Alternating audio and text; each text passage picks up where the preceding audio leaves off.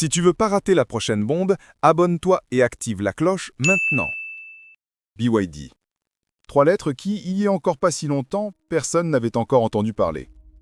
Aujourd'hui, elle résume peut-être la plus grande transformation silencieuse de l'industrie automobile mondiale.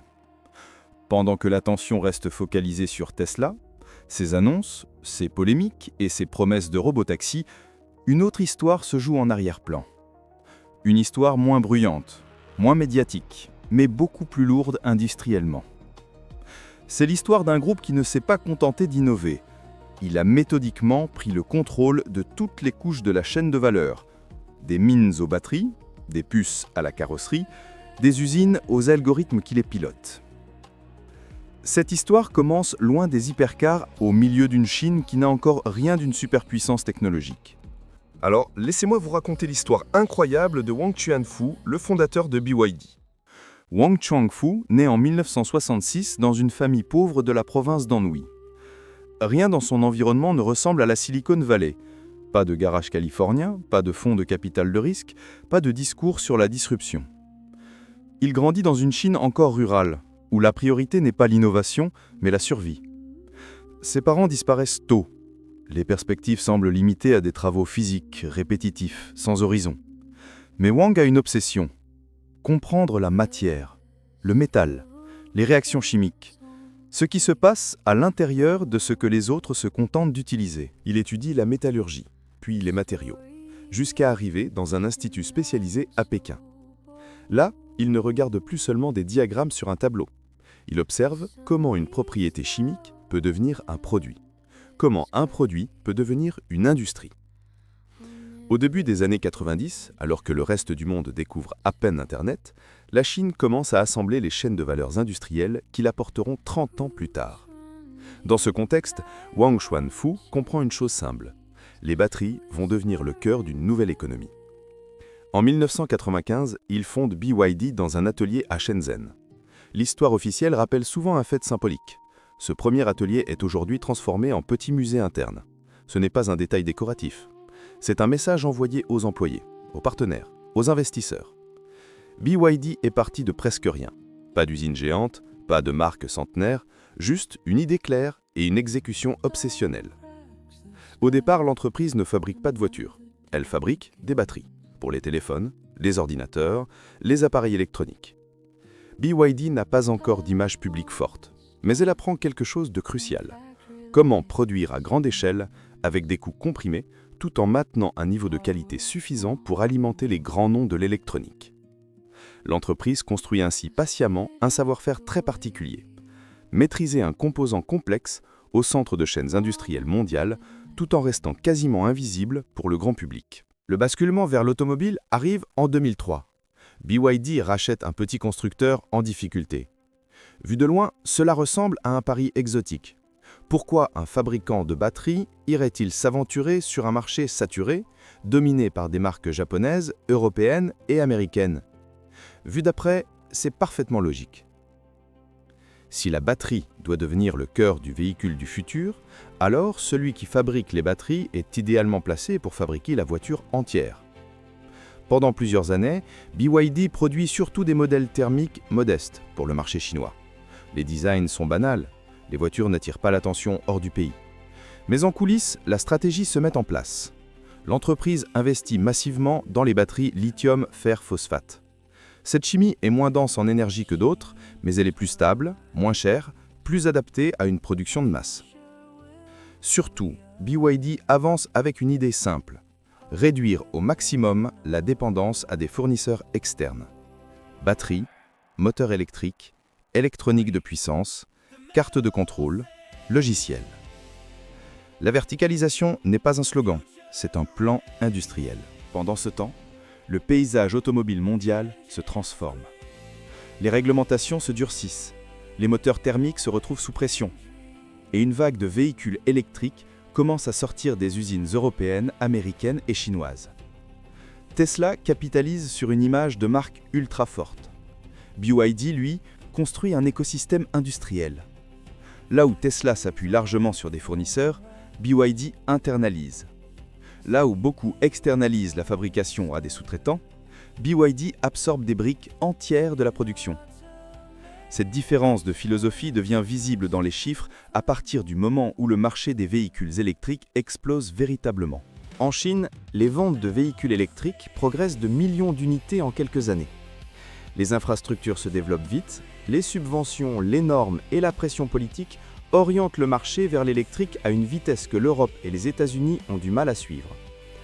Dans ce contexte, BYD bénéficie de 3 avantages. D'abord, le volume. Le marché domestique chinois est immense. Vendre des centaines de milliers de véhicules à la maison permet d'amortir les investissements, de roder les chaînes de production, de faire baisser les coûts. Ensuite, la structure. En contrôlant batterie, moteur, électronique, BYD est moins exposé aux ruptures d'approvisionnement et à l'inflation des prix des composants. Enfin, la capacité à réinvestir. Les marges générées sur des volumes élevés peuvent être dirigées vers la R&D, la robotisation et les infrastructures. C'est là qu'entre en scène un acteur souvent oublié lorsqu'on parle d'intelligence artificielle, l'usine. Au lieu d'utiliser l'IA uniquement pour des applications visibles, assistants virtuels, chatbot, recommandations, BYD l'injecte dans les couches les plus profondes de son appareil productif. Dans certaines usines, jusqu'à 70% des tâches sont déjà automatisées. Des bras robotisés soudent, peignent, montent les pièces. Des convoyeurs gèrent les flux. Des capteurs surveillent en temps réel température, vibration, consommation électrique. Au-dessus de tout ça, des systèmes d'optimisation pilotés par des modèles d'IA ajustent les cadences, le séquencement des opérations, l'utilisation des machines. L'objectif n'est pas seulement de remplacer des postes humains par des robots. L'objectif est d'atteindre un niveau de précision, de répétabilité et de coût qu'aucune organisation humaine, même très bien coordonnée, ne peut égaler. C'est ce que certains appellent la Dark Factory, une usine qui pourrait théoriquement fonctionner dans l'obscurité, avec un minimum d'intervention humaine. Cette vision n'est pas une abstraction. Elle se traduit déjà dans des lignes de production où le rôle des employés évolue. Moins de gestes répétitifs, plus de supervision de système, de maintenance avancée, de réglage de processus. Dans l'imaginaire occidental, l'industrie chinoise est souvent associée à de la main-d'œuvre abondante et peu qualifiée. La réalité 2025 est très différente. Le pays est en train de passer d'un modèle fondé sur le bas coût humain à un modèle fondé sur le haut niveau d'automatisation. Dans ce modèle, des groupes comme BYD ne sont pas simplement des constructeurs automobiles. Ce sont des opérateurs de plateformes industrielles intégrant robots, logiciels et intelligence artificielle à grande échelle. Dans ce contexte, que signifie le record de la Yangwang U9 Extreme, cette hypercar électrique créditée de 496,22 km/h sur piste d'essai? À première vue, c'est de la communication. Une démonstration spectaculaire, calibrée pour les réseaux sociaux, destinée à frapper les esprits. La Chine peut produire des voitures aussi rapides, voire même plus rapides que les supercars européennes, ou les modèles les plus extrêmes des autres marques. Mais derrière ce record, il y a un signal plus discret. Pour atteindre une telle vitesse tout en gardant un véhicule contrôlable, il faut aligner plusieurs briques de compétences. Batterie capable de délivrer une puissance énorme sur une courte durée, gestion thermique fine, électronique de puissance à haute robustesse, aérodynamique optimisée, logiciel de contrôle capable de gérer 4 moteurs électriques en temps réel sans déstabiliser la voiture. Autrement dit, ce record est la pointe émergée d'un iceberg beaucoup plus massif. L'hypercar Yangwang U9 ne sera jamais un produit de volume. Elle restera un symbole, une vitrine. Mais les technologies développées pour ce modèle ne sont pas perdues. Elles se diffusent ensuite dans des berlines, des SUV, des utilitaires. Pas dans leur forme brute bien sûr, mais sous forme de briques. Meilleure gestion des batteries, électronique plus fiable, algorithmes de contrôle plus efficaces. Dans une usine pilotée par IA, la frontière entre vitrine technologique et produits de masse est beaucoup plus fine. Les mêmes outils de simulation, les mêmes logiciels d'optimisation et les mêmes chaînes de production peuvent être réorientés d'un modèle d'exception vers une gamme plus accessible. C'est là que se joue une partie de la confrontation BYD-Tesla. Tesla conserve un avantage très fort en termes d'image, en particulier en Europe et aux États-Unis. Mais l'image ne remplit pas une chaîne logistique, elle ne remplace pas des usines, ni une base de fournisseurs, ni même la densité industrielle accumulée.